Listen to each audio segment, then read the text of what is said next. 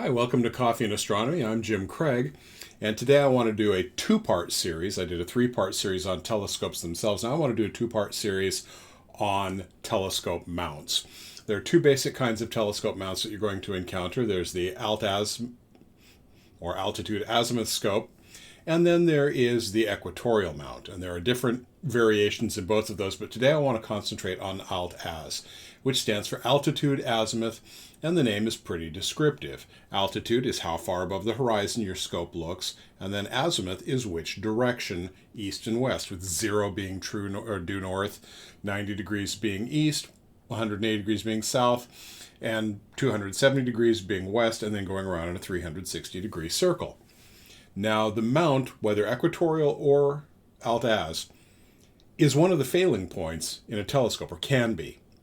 A lot of people who complain about their cheap telescopes complain, oh, I can't see anything. And it's not necessarily the optics, because even bad optics can show you something. Although a lot of people have unrealistic expectations of what they're going to see through those scopes. But quite often when you're trying to find something, if you've got that cheap wobbly mount with spindly legs that are having trouble holding the weight of the scope, and things aren't tight, and so you move and things wobble, or they don't have slow motion controls. The slow motion controls are little knobs you can turn that will move the scope very slightly, either in azimuth or altitude.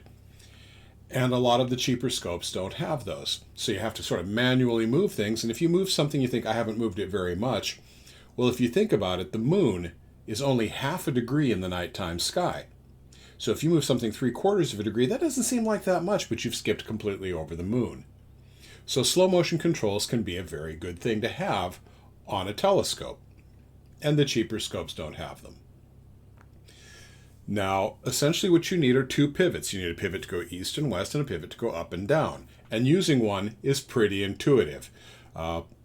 You just literally rotate it around and rotate it up, and there's usually the object you want to see in your field of view. Now, there are different kinds of these alt-azimuth scopes, and one of the most basic kinds is called the Dobsonian. It was created by a fellow by the name of John Dobson, and I have a video that I did of him, or about him. He created this scope trying to break it down into its most basic components. Dobson was a Vedantin monk and didn't have a lot of money, so he just thought, okay, how is the cheapest way I can make this? So he took a plywood box, drilled a hole in it, and put a bolt through that hole. Then he attached Teflon pads to the underside of the box, and then put a vinyl record, and that was the vinyl record held the weight of the box. So there he had his azimuth motion.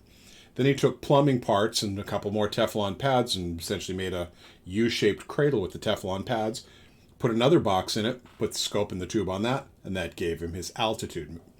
And they're very good.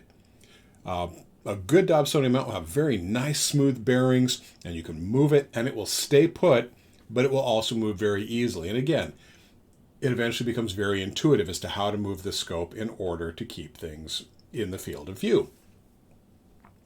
Now, one problem with any alt-azimuth scope is you cannot use that kind of mount for doing long exposure astrophotography. So if you want to take pictures of galaxies, if you want to take pictures of nebulae, an alt-azimuth mount is not for you. However, if you want to learn your way around the sky, if you want to learn how to use a telescope, a Dobsonian mount using a Newtonian reflector, that's the way to go. But one of the problems that I was going to talk about, imagine that this is the end of your Dobsonian scope and this is pointing down. So if you're looking at something and it's moving across the sky, you go across and up, across and up, across and up, across and up. Now this isn't rotating this way, it's just rotating over and up, over and up. But the sky doesn't move like that. The sky, if you ever watch the full moon, it looks like it's rotating as the Earth turns. And this scope doesn't do that. Equatorial scopes, just naturally the way they work, they will do that rotation. It's just built into the way the mechanism works. It's not that the scope is rotating the whole scope, it's just the way it tracks. Now, if you're doing planetary astronomy, you can do planetary astronomy with a Dobsonian or any alt-azimuth scope because you're taking a lot of pictures in a very short progression of time. Your exposure time is usually measured in milliseconds, not in seconds or minutes. And the planet isn't going to rotate appreciably in that much time. And usually the processing software you use will compensate for that rotation, so that can help out. So if you're into planetary astronomy, you want to get started, you want to get inexpensive, I'd say a Newtonian reflector on a Dobsonian mount, 6 to 8 inches, that's going to do you really well. 10 inches is better. And again, another nice thing about the Dobsonian scope is you can get a big Dobsonian scope for a relatively low price. You go out and price a 10-inch Dobsonian scope, you're looking at under $1,000. You look at a 10-inch Schmidt-Cassegrain, or even more, a 10-inch refractor, you're talking thousands to tens of thousands for the refractor. In fact, good luck getting a 10-inch refractor. I don't think you're going to find anybody who makes one of those. But you can get into astronomy, and they're a great way to learn your way around the sky. Well, if you enjoy what you see here, give me a thumbs up. You can consider subscribing down below. Leave comments. I really rely on comments to let me know what people want to see. And if you want to help me out and help yourself out, because I do have things that I do for folks, consider becoming a patron by going to patreon.com, Planet of Mystery. That's patreon.com, planet_of_mystery. And for as little as $1 a month, you can help me bring these videos to you. You have access to me as a professional astronomer with over 30 years of experience.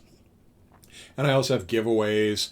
I'm not supposed to do prize drawings, but, well, we'll see.